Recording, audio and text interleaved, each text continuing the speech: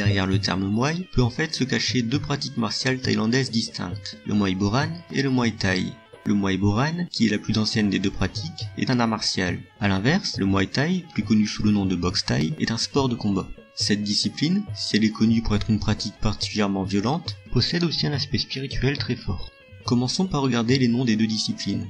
Dans les deux cas, on trouve le terme Muay, que l'on traduit souvent par art, mais qui est en fait propre aux pratiques martiales thaïlandaises. C'est pourquoi il peut aussi être traduit par boxe. Le terme Boran, lui, peut se traduire par traditionnel, et le terme Thaï désigne simplement l'origine thaïlandaise de la discipline. Le Muay Boran est donc, comme son nom l'indique, plus ancien, mais il est aussi à l'origine du Muay Thai. Pour ce qui est de la suite de cet épisode, j'utiliserai le terme Muay pour désigner la pratique datant d'avant la création du Muay Thai. En effet, le terme Muay Boran, s'il aurait pu sembler plus juste, est en fait une création assez récente, puisqu'il pourrait trouver son origine dans la volonté de distinguer le Muay Thai des pratiques plus traditionnelles. Comme toujours, commençons par un peu d'histoire. Pour ce qui est des origines du Muay, ces dernières sont comme souvent complètement inconnues. Cependant, il semble que les boxes thaïlandaises aient commencé à voir le jour entre le 6e et le 13e siècle.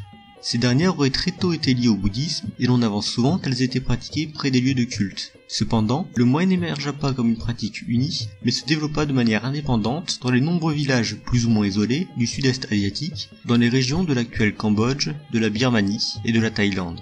Avec le temps, ces disciplines furent transformées en arts militaires, servant aux combattants quand ces derniers étaient désarmés. Il faudra tout de même attendre la période d'Ayutthaya pour que commence vraiment l'émergence du Muay. C'est à cette époque que le Muay se forgea principalement sur les champs de bataille. Il profitera ainsi des nombreux conflits que le royaume déclenchera avec ses voisins, comme par exemple avec l'Empire Khmer au XIVe siècle, la Malaisie au XVe siècle, et enfin avec la Birmanie, conflit qui durera du XVIe siècle jusqu'à la fin de la période. De plus, le Muay tirera aussi profit des nombreux conflits internes qui diviseront le pays durant toute cette période. Le Muay n'était cependant pas qu'un simple art militaire, mais il était aussi un outil de promotion sociale. À cette époque, sa pratique était accessible à tous, et ceux faisant preuve d'un grand niveau de maîtrise pouvaient par exemple devenir officier dans la garde personnelle du roi, ou encore être amenés à enseigner à des nobles. C'est aussi à cette époque que se développa le Doi Muay, qui était une première forme compétitive. Cette forme de combat est cependant très éloignée du Muay Thai que l'on connaît aujourd'hui. Par la suite, il faudra attendre de nombreuses années, et plus particulièrement la seconde moitié du 19e siècle, pour qu'un nouveau pas soit franchi dans l'évolution du Muay. Ce renouveau fut permis grâce au roi Chulalongkorn, plus connu sous le nom de Rama V. Le monarque y participera de deux manières. D'une part, dotant son pays d'un réseau de communication moderne, il favorisera les transferts de population et permettra aux pratiquants de Muay de différentes régions de pouvoir se rencontrer plus facilement. D'autre part, grand amateur de Muay, il fera beaucoup pour encourager sa pratique et organisera de nombreux tournois, ce qui permit à plusieurs grands champions d'émerger. C'est d'ailleurs sous son règne que purent être mis en avant les 4 grands styles de Muay Boran que l'on connaît aujourd'hui. Le roi Rama V transmit sa passion à son fils qui en 1920 créa la première arène permanente de Muay. Cependant, si à l'époque les compétitions de Muay étaient une chose commune, elles étaient bien différentes du Muay Thai que l'on connaît aujourd'hui et restaient dans un esprit guerrier.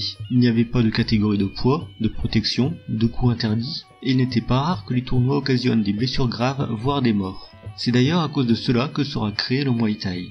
L'année 1926 est d'ailleurs considérée comme la date de création du Muay Thai, puisque c'est durant cette année qu'un cadre réglementaire verra le jour avec l'introduction de gants et de chaussettes. Cependant, les chaussettes faisant glisser les combattants, elles furent très vite abandonnées. Ce mouvement de réglementation de la discipline se poursuivit, et c'est ainsi qu'en 1928 verront le jour les premières catégories de poids, catégories qui seront approfondies en 1950.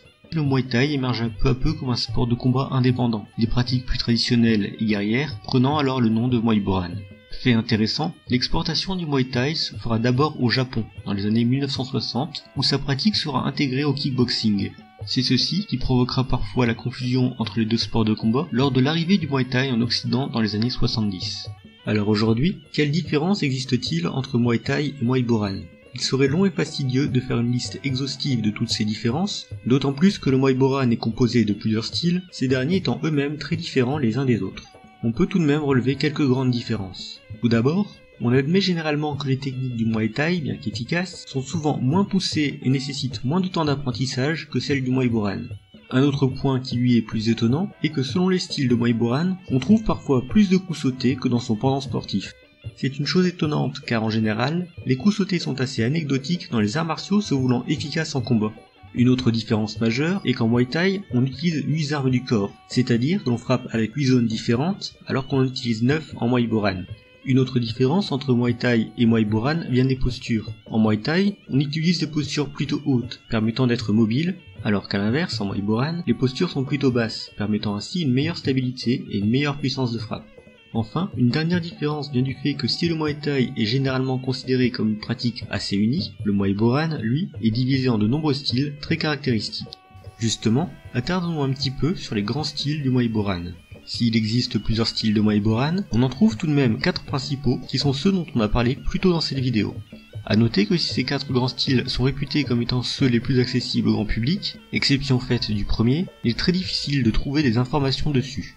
Le style le plus connu est le Muay Chaya. Ce dernier se caractérise par des postures défensives et angulaires et donne une grande importance aux techniques de coude et de genoux.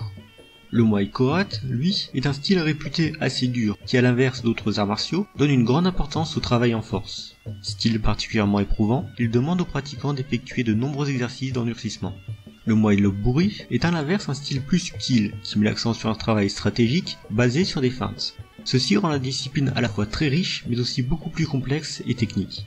Enfin, le quatrième grand style est le Muay Tazao, caractérisé par son travail de vitesse. Le principe de ce style est d'aller plus vite que l'adversaire, et il donne à ce titre une grande importance au coup de pied, ceci permettant de frapper l'adversaire à une plus grande distance qu'il ne le ferait avec les poings. Passons maintenant à une description plus technique du Muay. Je vais ici décrire un ensemble de techniques plus ou moins communes tant au Muay Thai qu'au Muay Boran. On trouve tout d'abord un ensemble de techniques qu'on pourrait dire d'action, c'est-à-dire des techniques visant à agir sur l'adversaire. Les techniques de ce type qui sont les plus connues en Muay Thai sont bien entendu les frappes avec les 8 armes du corps, à savoir les pieds, les poings, les coudes et les genoux. Cependant, comme nous l'avons vu, en Muay Boran on utilise non pas 8 mais 9 armes du corps, c'est-à-dire les 8 armes du Muay Thai plus la tête. Muay Thai et Muay Boran ne se limitent cependant pas à des techniques de frappe, et l'on trouve plusieurs techniques de projection et de saisie. A noter toutefois que ces techniques sont quand même plus présentes en Muay Boran qu'en Muay Thai. Viennent ensuite tout un ensemble de techniques que l'on pourrait dire défensives, c'est-à-dire les blocages et les esquives. À ce titre, le Muay Chaya se distingue tout particulièrement, puisque ces blocages ne sont pas effectués avec les avant-bras et les tibias, mais avec les coudes et les genoux. Ce type de blocage, beaucoup plus technique et subtil, est aussi beaucoup plus douloureux pour l'adversaire. Un dernier ensemble de techniques étudiées est celui des déplacements. Encore une fois, ce travail est beaucoup moins important en Muay Thai qu'en Muay Boran, et dans certains styles de Muay Boran, on considère parfois qu'un mauvais déplacement entraîne une mauvaise technique. Cet épisode de 9ème Kyu est maintenant terminé, j'espère qu'il vous a plu. Vous commencez à avoir l'habitude avec les réseaux sociaux, le site et le Tipeee si vous voulez nous soutenir. Au passage, merci aux tipeurs grâce à qui j'ai pu obtenir il y a peu un nouveau micro. J'en profite aussi pour ajouter une petite nouveauté avec un bouton aller plus loin. Ce bouton vous permettra de voir des vidéos qui sont en lien avec la discipline traitée dans le 9ème Kyu. Cette fois-ci, je n'ai pas oublié le bouton pour s'abonner, donc allez-y, et n'hésitez pas à mettre un pouce bleu, à laisser un commentaire et surtout à partager la vidéo. A bientôt.